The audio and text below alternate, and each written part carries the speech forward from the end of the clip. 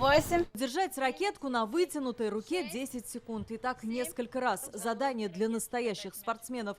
14-летняя Рияна Имамиева из Сабинского района родилась с редким диагнозом спина бифида или спинномозговой грыжей. Девочка не ходит, но это ее не сломало. Она уже двукратная чемпионка Татарстана по настольному теннису и серебряный призер первенства России.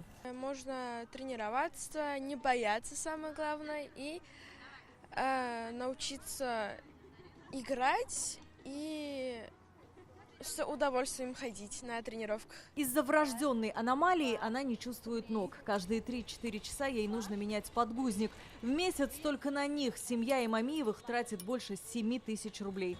По закону ими должен обеспечивать фонд социального страхования. Но государство практически ничем не помогает. Стараемся все мы сами, родители.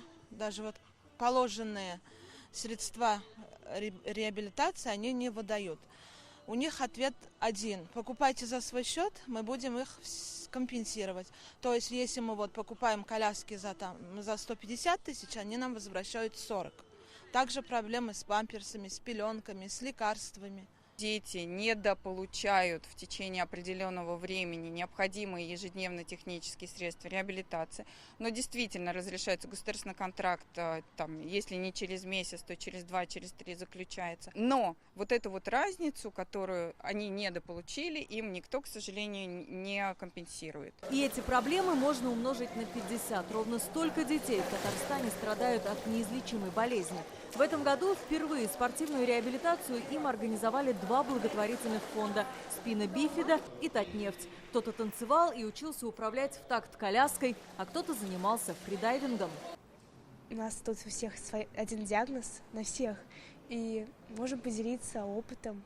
Также с детьми, которые и взрослые приезжают, которые делятся с нами, и это очень здорово. Мало пока бассейнов именно для адаптивной среды, где элементарно ребенок, взрослый может проехать на коляске. Хотелось бы, чтобы вот эти проблемы, они немножко были закрыты. Мы очень хотим, чтобы и Минспорт, и администрация региона обратили на это внимание и поддержали эти секции, поддержали спортсменов, потому что у многих спортсменов нет профессиональных спортивных колясок. По словам специалистов, дети с этим диагнозом вынуждены учиться дома, потому что в школах нет медработника для установки катетера.